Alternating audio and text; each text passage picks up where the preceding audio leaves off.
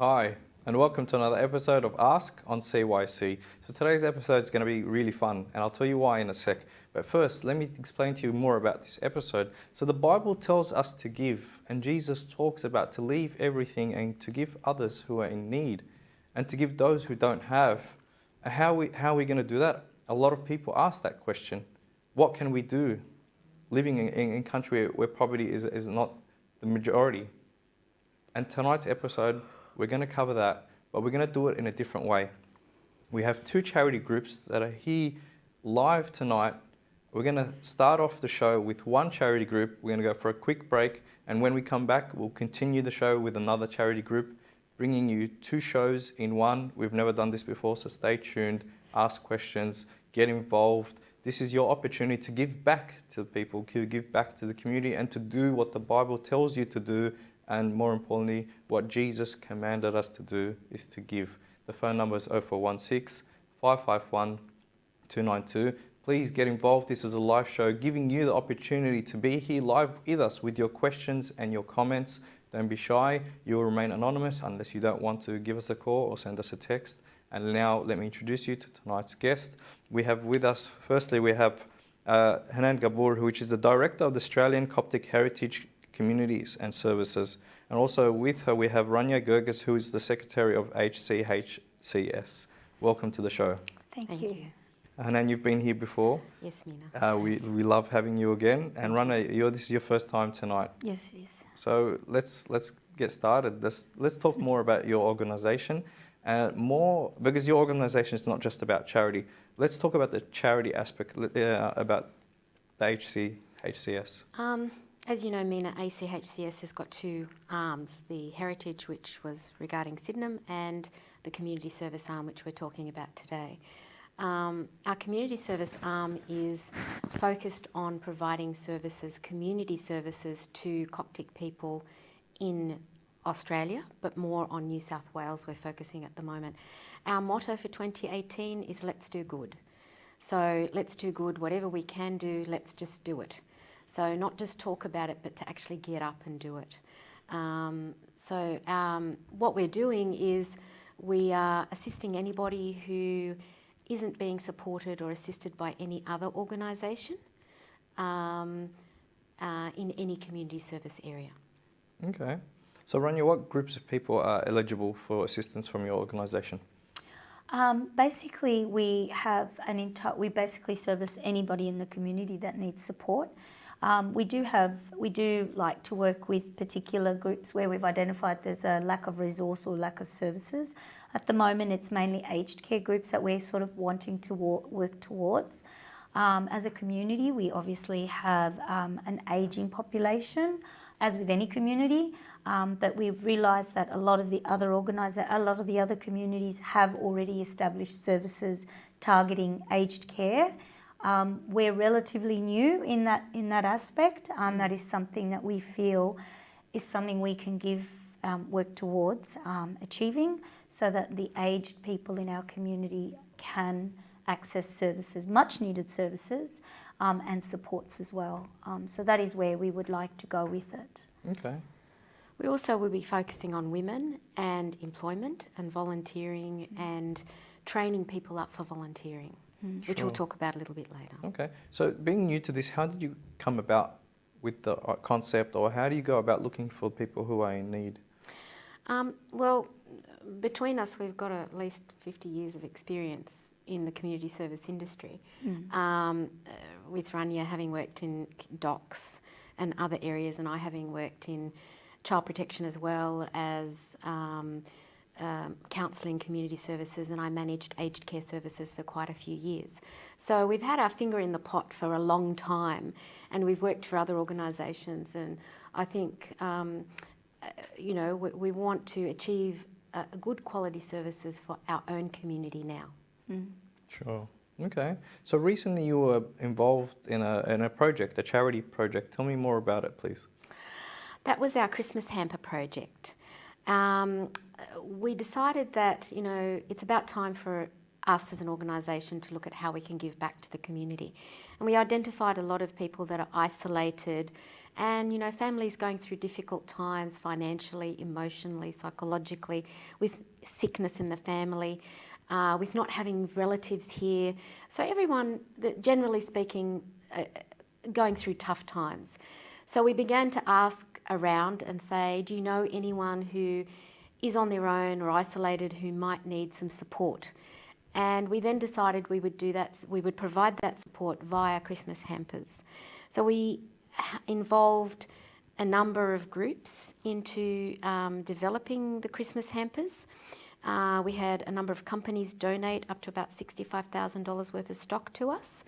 All brand new stuff, toys, Legos, makeup, perfume, pyjamas, nighties, various clothes, all brand new. And we bought some bags and we thought we'd make up the hampers according to the needs of each group. So if it was a family, there would be a hamper for dad, mum, and each of the children according to their age. So we'd know the ages. So when people refer to us, they give us the complete details. And if we know that they've just come from Egypt or they're refugees or newly arrived migrants or having to move interstate or something, into New South Wales, we would provide household stuff like Jamie Oliver sets, we would provide bed sheets, we would provide, if mum was pregnant, some of those, what do you call them, the pregnancy belts? The pregnancy belts, just practical stuff. Practical stuff that they need. There's no point giving them things that are just going to sit in the cupboard. So we had a mothers and daughters group from, it's called Ignite Mothers and Daughters Group. And the mums came with their daughters and their sons, teenagers between about the age of 10 all the way through to about 18, 19. And they came and they wrote Christmas cards for the tetas and the geddus. And they, the boys made up the hampers for the boys, the teenage boys and the men. And the girls made up the rest of the hampers. And then, of course, we had the deliveries. So we had a number of different deliveries. One delivery was just before the Australian Christmas because we took hampers for the parents of sick children in Randwick Children's Hospital. Yes. So we took hampers for the kids as well as hampers for the parents. So we were told by the hospital that it's the first time anyone thought of giving anything for the parents, which was really, really good. We had some photos which might come up a little bit later, and they gave us a lovely certificate in recognition of what we'd done. Then we, of course, went on to deliver the hampers to the families, which we had 20 volunteers that went out in cars all around Sydney, north to south and east to west, and they delivered the hampers to the homes. We then went on Christmas Day, and on Christmas Day we delivered the hampers and the Christmas biscuits to the seniors in nursing homes and in their homes as well. Okay, before I ask you to continue, I'll just get the control room to run through with the photos now so the audience can see and understand what you're talking about. Sorry, please continue. So that was really interesting. We got lots of feedback from that in that a lot of the volunteers said, people were so grateful and, bidolna, saying, I don't know how to say that in English. I'm just grateful. I'm very appreciative. Very appreciative. Of the time that had been given to the service. And a lot of surprise. This is one of our the ladies that we visited, and that was with one of the young boys that visited with us. And just the surprise on their face because we didn't make appointments. We just showed up on their front door. And so people didn't know, like the surprise, the tears in their eyes. It was just fascinating. It was very rewarding for all the people and the volunteers that got involved. In that particular picture, it's the man looking to see who are these people that are coming. He had tears in his eyes, and the two volunteers, I was actually there, and the two volunteers that went were very touched by him. This gentleman has a family, and that was the basket full of toys and hampers for the family. He didn't know what to do with us on that day. He was just, where did you come from? How did you find us? Who told you about us? So it was a really rewarding experience for all of our volunteers, as well as us, as well as the people who received the gifts. These are the biscuits that someone donated. A lady donated about 200 boxes of ACHCS and Petit Four and Gorayeva, which was the focus was mainly on our seniors and then to families. The children were overjoyed with the toys because it was Legos and maybe gifts that were a little bit expensive so that it would be harder for the parents to provide them. So that was the Christmas hampers and at the time when we made them. There was a few shots of, some girls sitting on the ground and actually making up the gift boxes themselves that we put the hampers in. Also, we are working with some of the other Orthodox churches and other Christian churches where they're looking after Orthodox refugees. So we've provided some clothes and some hampers for them recently, and we're working towards doing more of that for Easter and into next Christmas. Okay. Oh, wow. Very lovely. It's a very rewarding experience, particularly for the young kids that volunteered their time as well. I think that was for the people giving and obviously for the people receiving. Just you could feel that there was a shift and then a real appreciation, I think. Yeah. And the kids were really looking forward to giving out the gifts to the children and to those who needed them in nursing homes. So the feedback from the children was really great. So the people that were involved and that were giving, how did they feel? Like, did they feel like something changed inside of them, doing good, doing something nice to the community? I can't get over the enthusiasm and the energy that the children brought into the whole process. Suddenly we had a room full of young people. Yeah. And I think we're naturally a very giving community anyway in terms of encouraging our children to think of others and place others' needs before their own. But I think this was one really hands-on, practical way, and I think some of these kids were involved virtually from the very beginning, from actually going to pick up the goods and the products from the warehouses that donated to us, right through every stage, right through to dropping them off to the families that had been identified as being in need. So it was just lovely to see that entire process unfold and for them to be part of it from the beginning. Can I just emphasise just looking at the word need, because you don't have to be poor to be in need. In need, that's right. In need did not only mean not having financial need, it also meant emotional, psychological need. And someone remembering you, regardless if it was a card or a gift basket or whatever, I think that's what really made a difference. I got a message from a particular lady who said to me, I'm not leaving you this message because of what you've given us, but just the fact that you remembered us and took the time to think about what you can bring us. And that was just amazing. This particular lady wasn't in huge need financially, but they were going through circumstances where they were alone and they didn't have any family and they were having difficulties, that they weren't thinking about Christmas and about, gifts and that kind of stuff. By giving them biscuits and by giving them some other stuff, we made it the burden a little bit easier. And they really appreciated someone remembering them. And they actually came and volunteered to do some other stuff for the other things that we had to do for this process. So we all have a love language, and some can be acts of service, some can have the love language of gifts. So the fact that you brought this to some of these people, this could be their love language and they've been waiting for this for a long time, and you met that love language that they've been seeking. I know you've touched on this just now, but I would love for you to expand. What were the feedback you got from the people you assisted?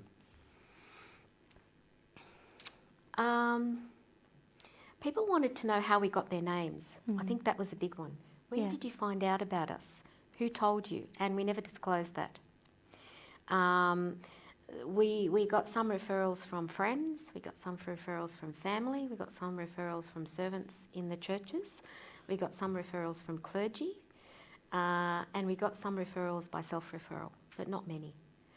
But and the referrals that we got were really in a short period of time of 6 weeks, and we got about, all up, probably 150 people that within 6 weeks we were able to collect the names of 150 people, not including the hospital, not including the nursing homes.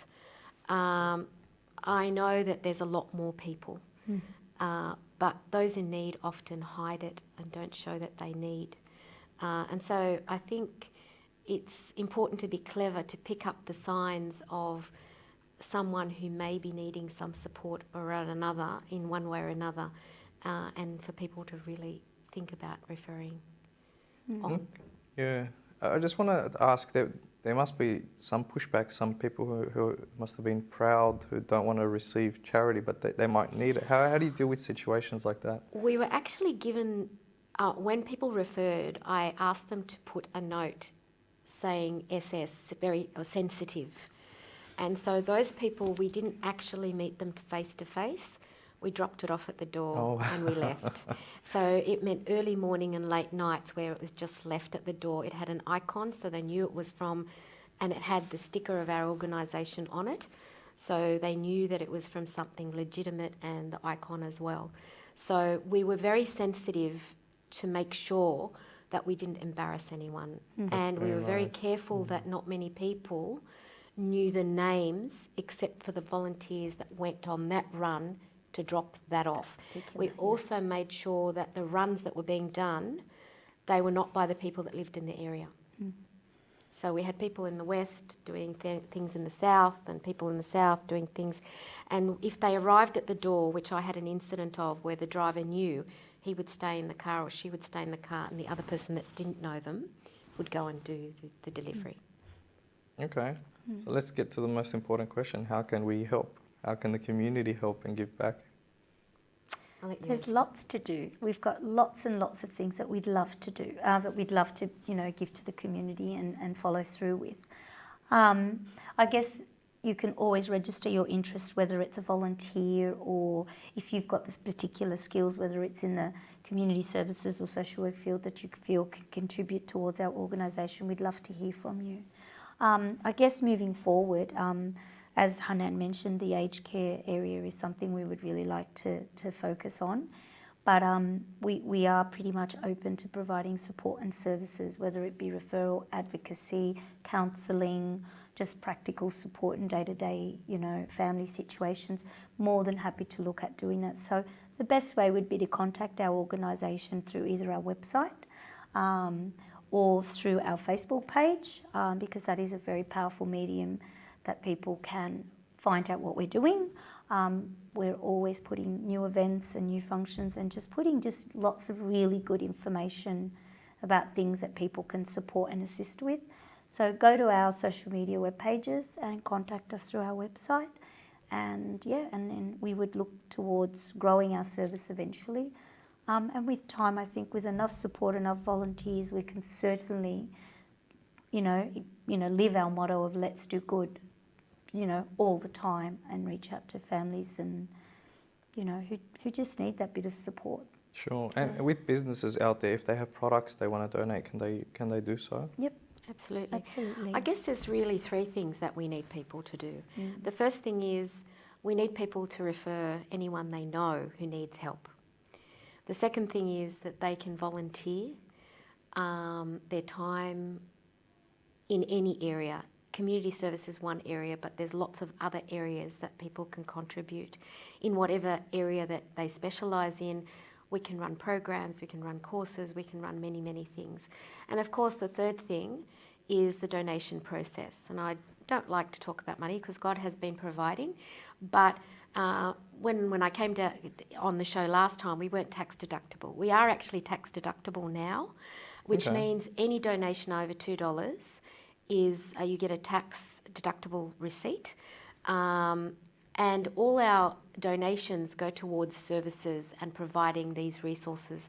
Sometimes we have to pay for trucks and deliveries because we don't have a location yet. But we're trying to put all the donations we get into providing direct service to the clients, to the people that are being referred to us. The details for your organisation will be up on the screen for the viewers to reach out to you guys. Okay. So let's talk about what's your plans this year. So what's the next step from here? Well, I guess our biggest, one of the functions or the events that we're really looking forward to is celebrating the anniversary of St Mary and St Mina's Church in Sydenham, which was something that we were quite involved with over the last sort of 12 to 18 months. And that was looking at preserving that particular church site as a testament to our heritage and our culture in Australia, but more so the fact that this was probably one of the first homes for many of the migrants who'd arrived into this country. So what we're wanting to do is to celebrate that.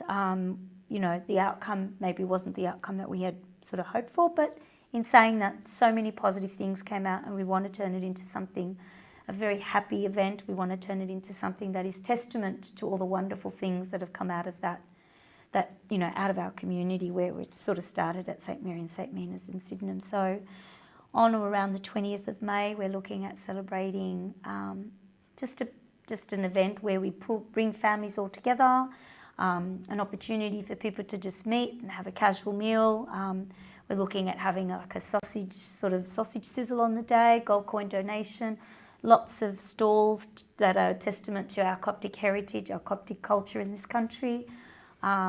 Just bringing people together to celebrate everything good about our community on a site that we feel is a testament to everything we've achieved in this great country. So we're looking forward to planning that event, bringing youth together to help with that as well. Many stalls, you know, Coptic food, Egyptian food, Coptic heritage icons, that sort of stuff, Coptic music perhaps. We're really looking forward to just having a really beautiful bring everybody together day. And, you know, just remembering all the wonderful things that we've achieved in this great country, and moving forward from there. So that's one thing that we're looking at organising. So keep a lookout for that on both our Facebook page and our website. We'd love to get volunteers and people to support that event and come on down and just enjoy a really nice day remembering and reminiscing, I guess. Yeah. Yeah, so if people want to come down with photos, want to come down with memories, want to send us stuff so that we can help prepare stalls and so on, that would be fantastic. And that's on the 20th of Sunday, May. the 20th of Yeah. May, yeah. But also we're looking now at doing some classes, teaching the weaving of palms for Palm Sunday, which we will be doing a week before Palm Sunday.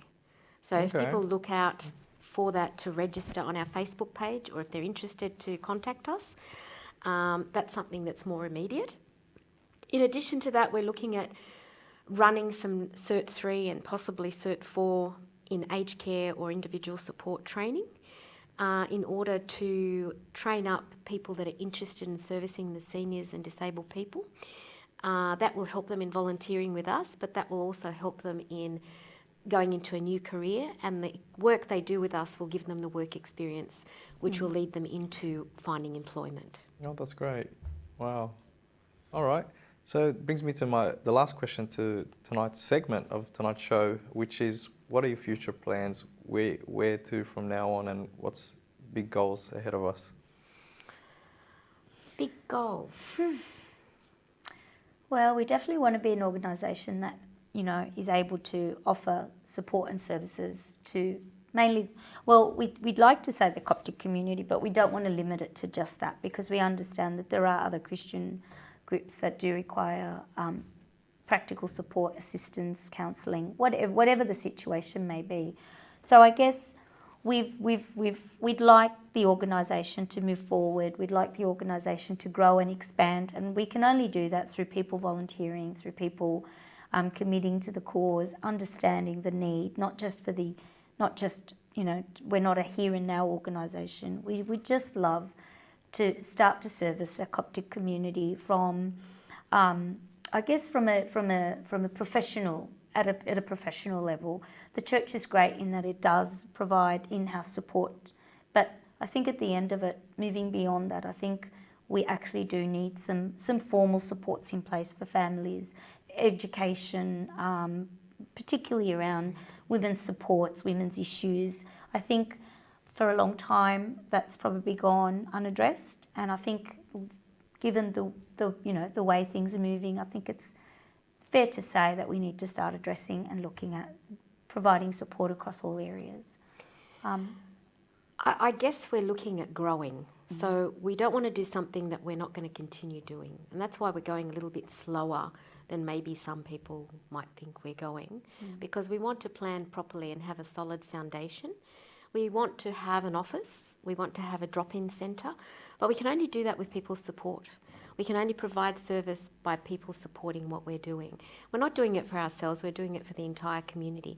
The Coptic community is one of the very few communities that doesn't have formal community services. And formalising community services is critical in order to provide professional support to people who are going through difficult times. And there's no one who isn't going to go through a difficult time at some point in their life. And there's no one who isn't going to age. So there's a gap in those areas, and they're the areas we're looking to fill. Okay. Looks very promising, and loved having you guys on the show. Thank you for being here tonight. Thank you very much, Mina. Thank you, Mina. Hopefully people out there who saw tonight and saw the passion and gets inspired from you guys and does something for our community here in Australia. Thank you. That's great. Thank you. Thanks so much. Thank you to our audience members who've tuned in. However, this is just the first segment of tonight's show. Stay tuned, because when we come back from break, we're going to have a different organisation, a charity organisation who serves its people, but in a different way. Stay tuned, and we'll be right back. CYC, Christian Youth Channel. Hi, and welcome back to part 2 of tonight's show, which is talking about charity groups. And tonight we gave you 2-segment show, 2 different charity groups. So let's continue tonight's show with another charity group who I've served with myself, and let's introduce them. It's Coptic Orphans, and we have with us here Nermien, who is the Executive Director of Coptic Orphans. And we also have a very special guest who's here with her today, Mr. Ahmed Rafla, who is a sponsor of a child from one of these programs in Egypt. So before I start the show, I want to focus on you, Ahmed, and talk about your role and what does it mean to be a sponsor, and what do you do? We do very little, to be quite honest. All what we do is we sponsor a child, we pay a certain amount of money, a monthly payment, and that money goes to the organization, and the organization does the rest. So our involvement was, apart from just paying and being regular in our payments, that ends. But the experience I had changed my mind about sponsoring, and I'm determined to do more than just like pay money and that's it. Now, definitely I will. What's the child's name? Demiana. And how old is she? She's about 19 now. Okay. Wow. And lucky she's a girl, because I have 2 boys, so it's good to have a girl as well. Okay. Wow. Do you have any stories you want to share with us? Yes, actually, and that's the story that changed my way of thinking, to be quite honest. Last October, we visited Egypt, and while we were preparing the visit, we thought of going and seeing the child we sponsored. Especially, we sponsored her maybe since she was in year 5 or year 6, around that.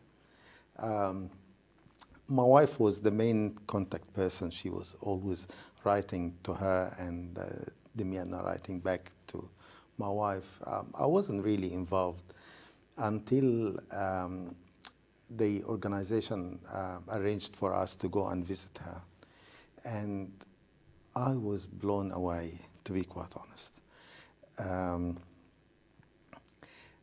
I saw a young girl with a lion of heart,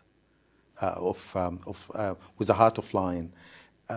She doesn't leave her rights. She pursued all the way. And who raised her up is servants. Really, I can't really give them justice if I describe them as real fathers for her. I met the servant who normally like look after her, and like he was a lovely person, really lovely person, very qualified,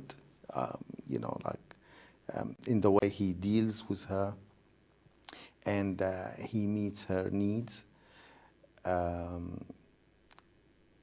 That's one. The other person, actually, he took us from Cairo all the way to the village where the girl is.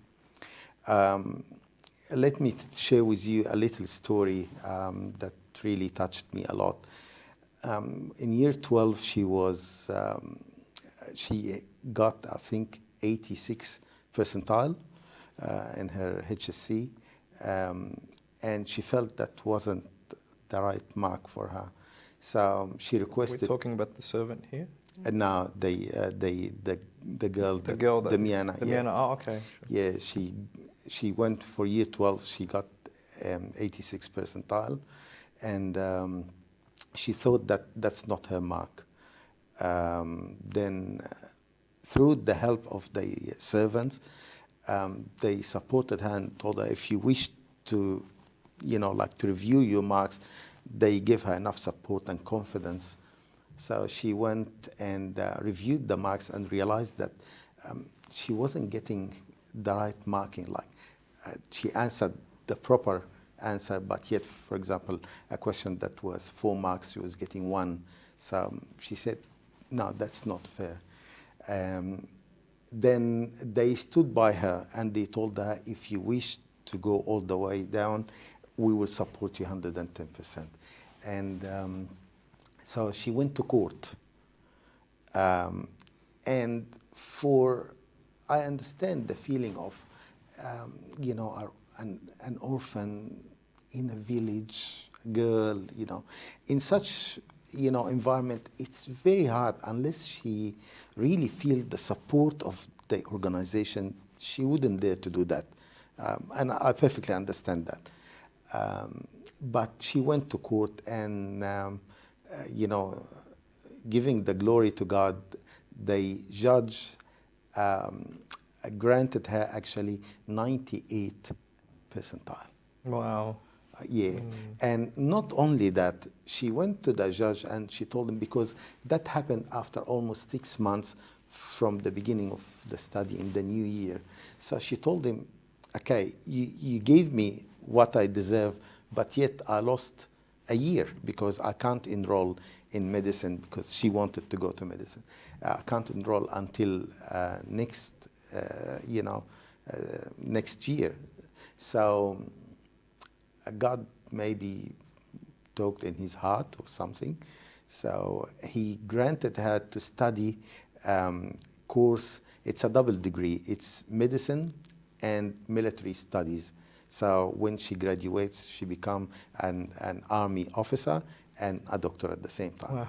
Which is amazing. Not only that, but also he grant her someone to stay with her every week, so she can catch up with what she left, because there were 6 months already passed through the course. So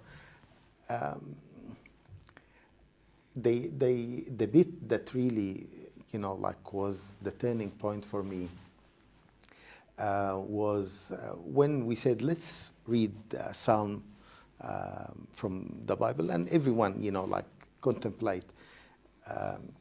So we chose the Lord's my shepherd. And you should listen to the contemplations from the 2 servants who served the Miana. They really, really filled with the Holy Spirit.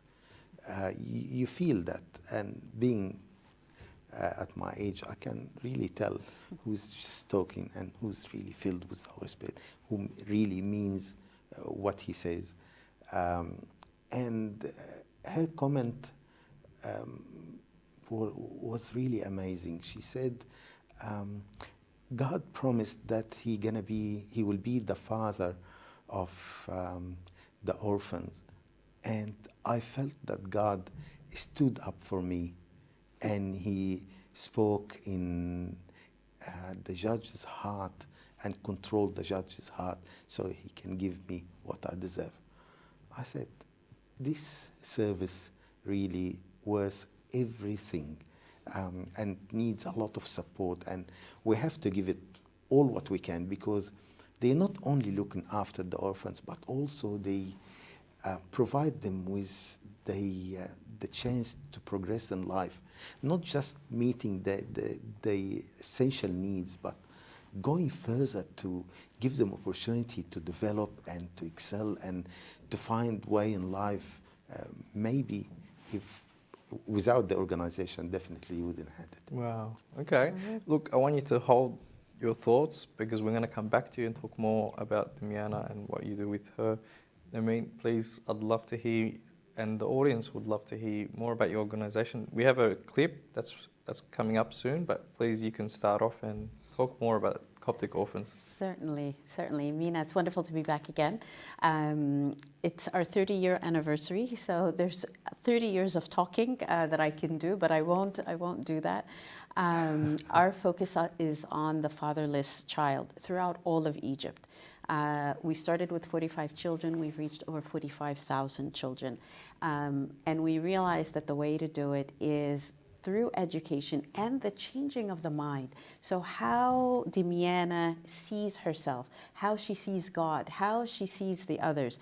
This change of mindset is what will, you just put them and let them go, and they will succeed in amazing ways. We have, as Ahmed had said about our volunteers, 450 volunteer reps that are the ones serving the children. Also very amazing people.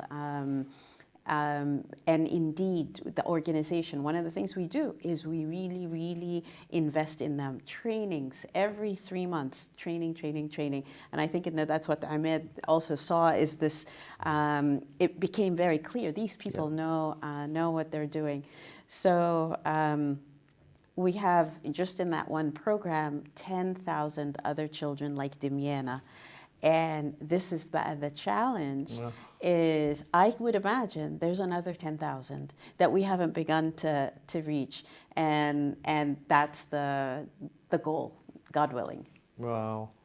So you find that the children who are fatherless, obviously because there's no income coming into their household, and not having a father figure, the mother is left alone to fend for herself, and you're there to support not just the child, but the mother also. Yeah, I'll tell you a story when you mentioned that. I remember we actually went to the village. It's called Shishina al-Gizira or Shusha al-Gizira, something like that. And my staff member walked in, and what we do is we accept more and more children, of course, as their fathers die, but we verify that indeed they meet all the requirements and they're going to be in school, they're in school or they will be in school and such. And so as part of this interviewing process, I remember Michael, our staff member, he walks in, and then he sees a 16-year-old, he sees a 3-year-old, and something like 6 months old. And he comes in and says hello to each one and says to the girl, "Where's Mama?" And she looked at him. "I am Mama." Oh. 16 years old. She's not only Mama, she's a widow at 16 with 2 children. How would she survive? I went and visited her, Yusuf, her name.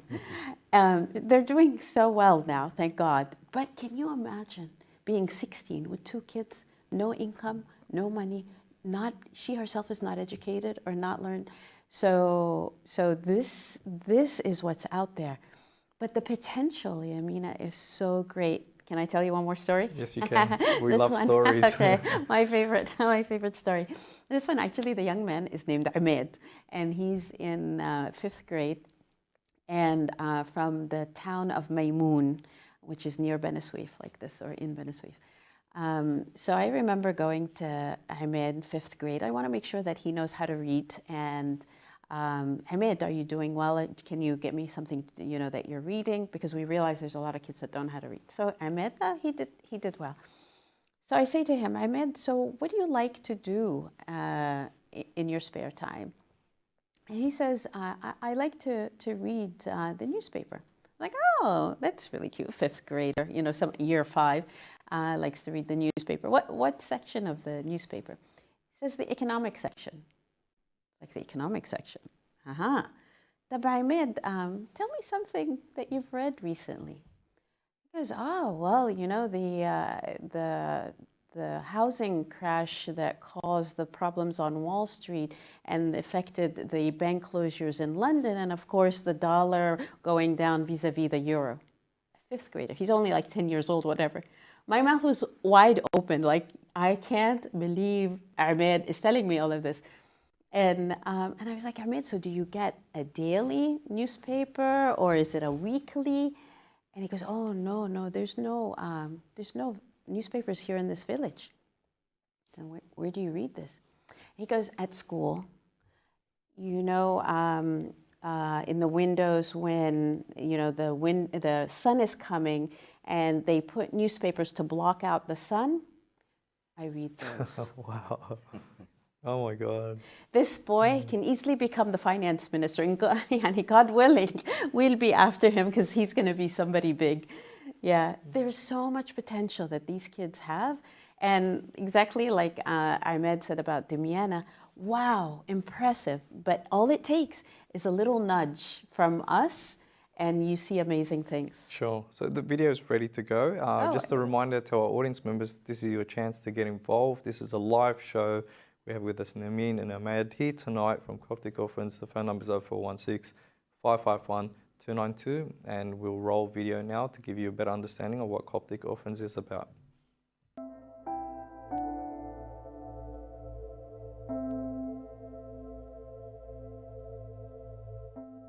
قرية قهوة بلد صغيرة بعيد عن بني سويف حوالي 7 كيلو. بالنسبة للتعليم هتلاقي معظم الناس هنا مفيش تعليم أصلا أو تعليم بسيط. أنا اسمي ناشد عاطف ناشد من قرية قهوة محافظة بني سويف. من ساعة ما والدي توفى من حوالي 26 سنة والدتي تعبت جدا جدا وقامت بدور الوالد في المصاريف، اشتغلت خياطة.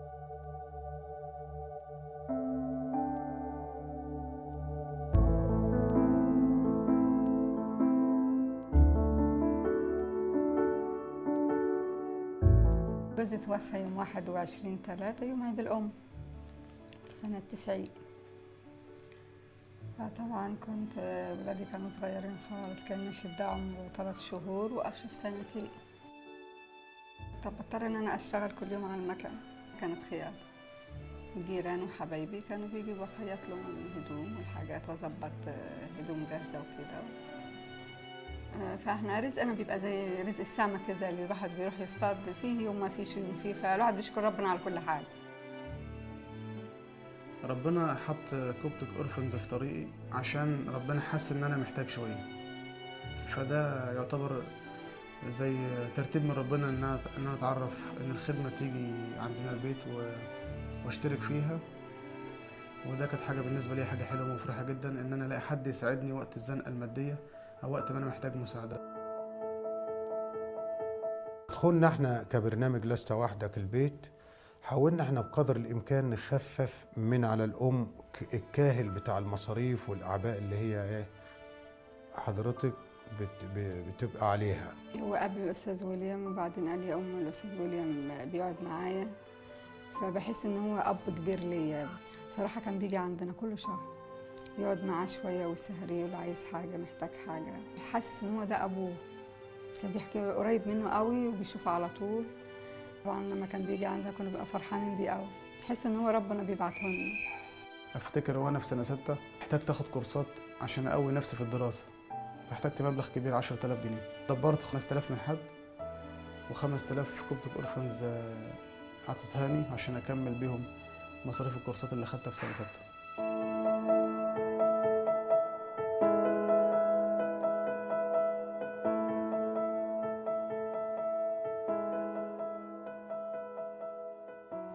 دكتور الوحدة الصحية بالقرية، ممارس عام، خريج كلية الطب البشري جامعة بني سويف سنة 2013. أنا هنا شغال في الوحدة بتاع البلد وفاتح عيادة في نفس البلد. كتبت في الدعاية بتاع العيادة إن كشف مجاني لغير القادرين. أنا كنت في يوم من الأيام كنت غير قادر، كنت محتاج، وعشان كده أنا حاسس بكل اللي محتاج، وحاسس اللي مش معاه فلوس يدفع حق الكشف. حتى سعر الكشف سعر بسيط جدا جدا مناسب لإمكانيات أهل القرية هنا، وفي نفس الوقت في اليوم اللي الواحد يكشف فيه كشف مجاني ربنا بيباركه وبيزيد الكشوفات في اليوم ده، وكأن ربنا مش بيبات مديون لحد. أنا كشفت على فقير من غير فلوس، ربنا بيقول لي خلاص خد 5-6 كشوفات زيادة عن كل يوم. الخدمة هتطلع أجيال، الخدمة هتساعد ناس كتير. أنا أتمنى دلوقتي إن أنا أخدم في كوبتك أورفنز واساعد الطلبة الأصغر دلوقتي.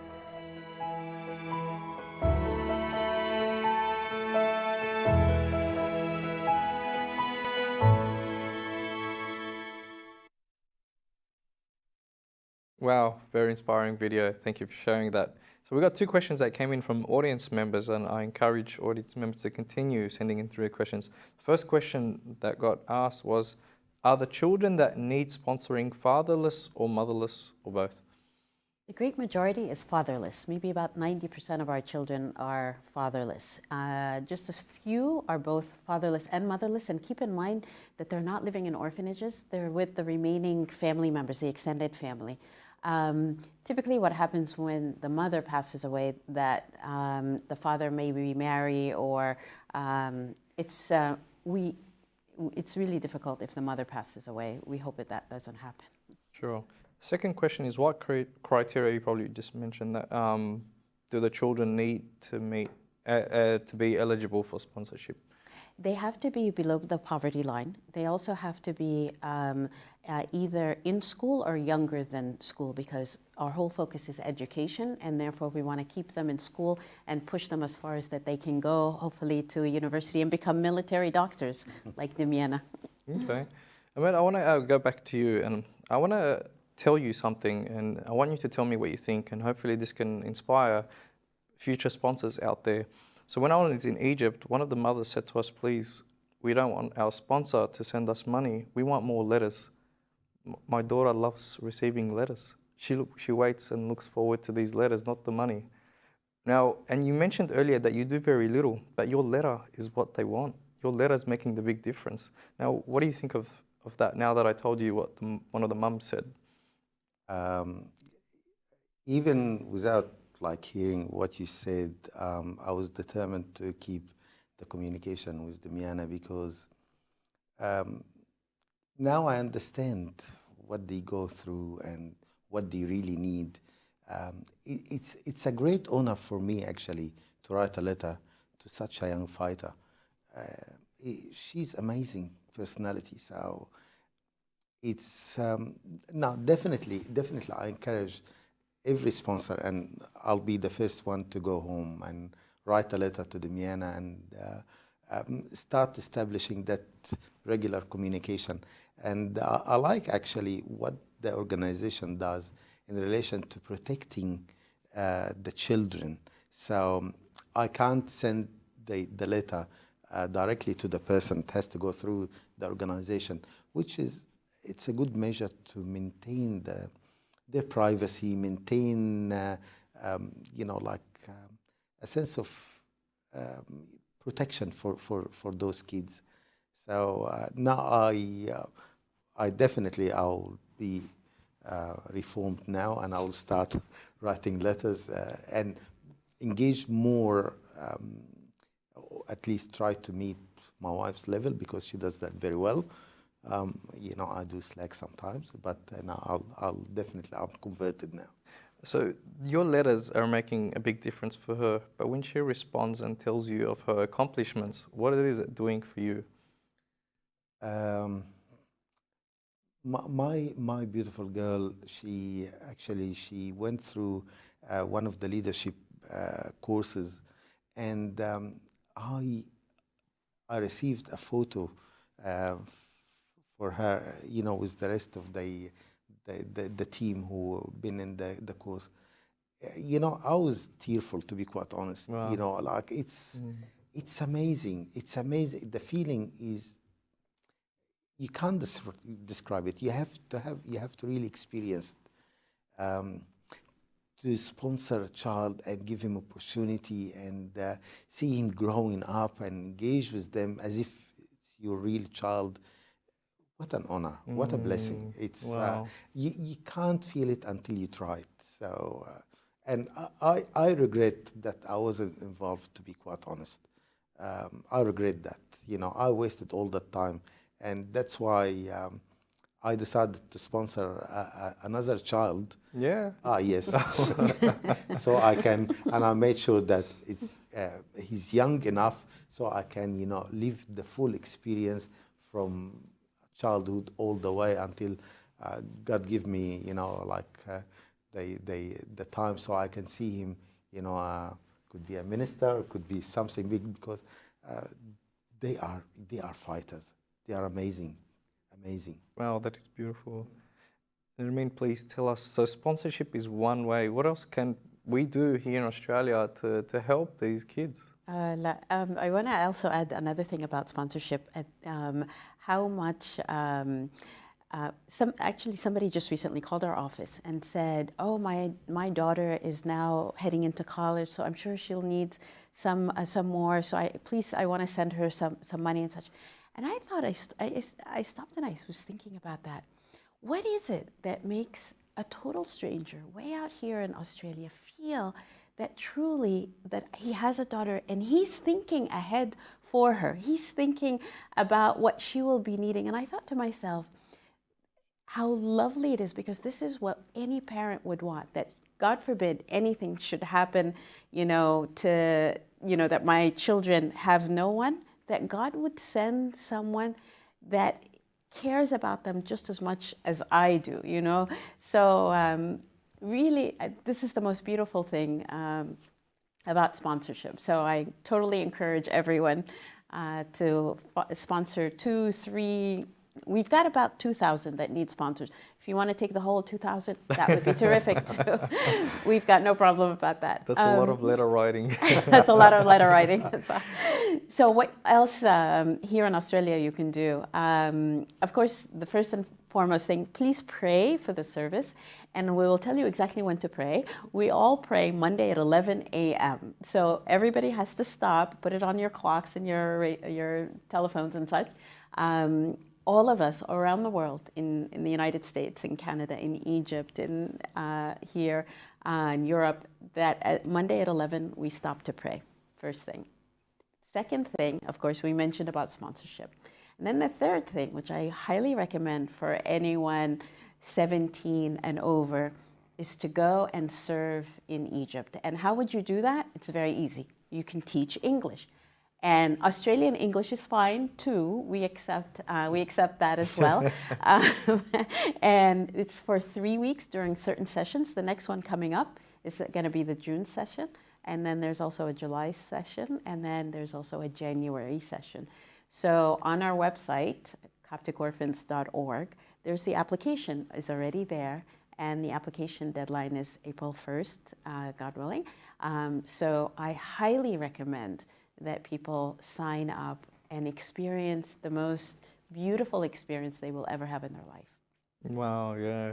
And Mina, I believe you did it. Yes, I have done it. You did do the service. Most memorable experience and transforming experience of my life, yeah. Wow. And when you see the kids and you come back here, you can't help it. You just want to ask about them or even sponsor them. Or a lot of the people that I did the trip with have come back and taken sponsorship.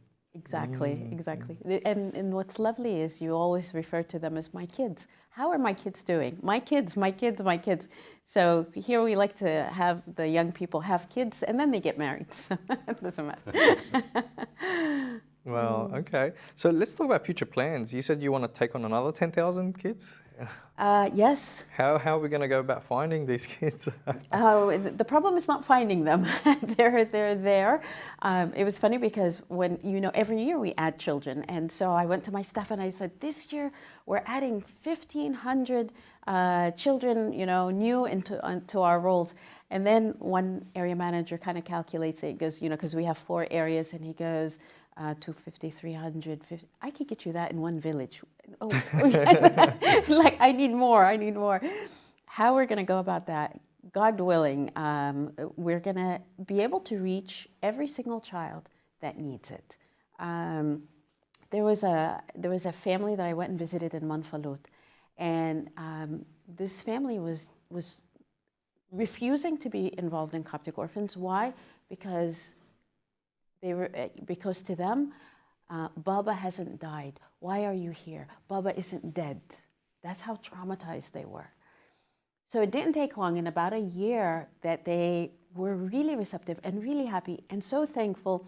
And they asked, no, we want to meet somebody that's high up in the organization, whatever. So the volunteer rep, come in Nermien, we're going to go visit the family. So the mother, I remember, she goes, at first, I want to thank you because without this service, I couldn't raise my children. Secondly, please, I have one request. And I was like, sure, tell me. There's another family whose father died. Please enroll them into your program as quickly as possible, because we don't want for them to suffer. Just as God blessed us, we want that they're also. And it was sitting there in that woman's home that I decided we're going to double the 10,000. It's going to be 20,000. Give us time, but with God's grace and God's blessing, we will. Wow. Do you have any messages for the people out there who want to get involved but maybe are a bit hesitant or need that inspiration or drive? The only thing I can say is we're all one body of Christ. That's where it comes from. I've been giving blessing, life and stable country, money, what have you, whatever, like I need to share because it's not mine. I've been entrusted to have this blessing. I haven't done anything to deserve to live such a life, and those haven't done anything wrong to have this hardship. God allowed that to happen so we can stretch our hand and our love and open our hearts for those people. And this way we witness for him and become real Christians. We're not going to love with words and text messages and all that. Now, you have to go and even if you don't have, if you believe that you don't have enough money, why don't you suffer a little bit? Little bit. You're not going to die of hunger, but those people, if they don't get the support, they may die of hunger. So now it's do anything and sponsor and feel the blessings in your life, because as the doctor mentioned here in the video we heard, that God may batch Madyoun, meaning he's never be in debt to anyone. He will always bless, and whatever we give, he will give us more and more. So we get entrusted on more and more to give more and more. Let the cycle start and don't hesitate. If you think, go for it. And as I said, it's something to experience, not to talk about. It's a taste in your mouth, in your heart. You will have it and you won't forget it. That's what happened to me. I was distant away from that feeling, but now I have to admit I've been addicted. And Nermien, any message to the people out there who are itching to serve and they want to do something? What do you have to say for them? I tell them, try it and get started. Very much like Ahmed, just start. It doesn't take a lot. It's not a huge sacrifice. And as Mother Teresa always says, you have to give until it hurts. And just as Christ gave until it hurt, all the way until death. And so how far we are from that, how far we are from giving until we even feel it. We don't even feel it. So it's time. This giving actually changes lives. It really does change children's lives. And we're not only changing children's lives, we're changing an entire country. I mean, with the numbers that we're doing and the effect that we're having, and as you say, you saw Dr. Nashid now is helping others. It's the ripple effect. We're changing a country. So be part of this wonderful movement and do great things. Thank you so much. It's a pleasure having you, and thank you, Ahmed, for sharing your experience and hopefully you inspired someone out there. So thank you, Nermien, for telling us about Coptic Orphans and maybe encouraging people out there to get up and do something and give back to people, because that's what we're here for. That is our purpose, is to give and not to receive. Exactly. Thank you. Pleasure having you on the show. Thank you. Thank you to our audience members who've tuned into tonight's show. We had one big show, 2 charity groups, 2 segments on the show. Thank you for your involvement and for the questions you sent through. I'm Mina Ibrahim from your CYC studios in Sydney. Good night and God bless.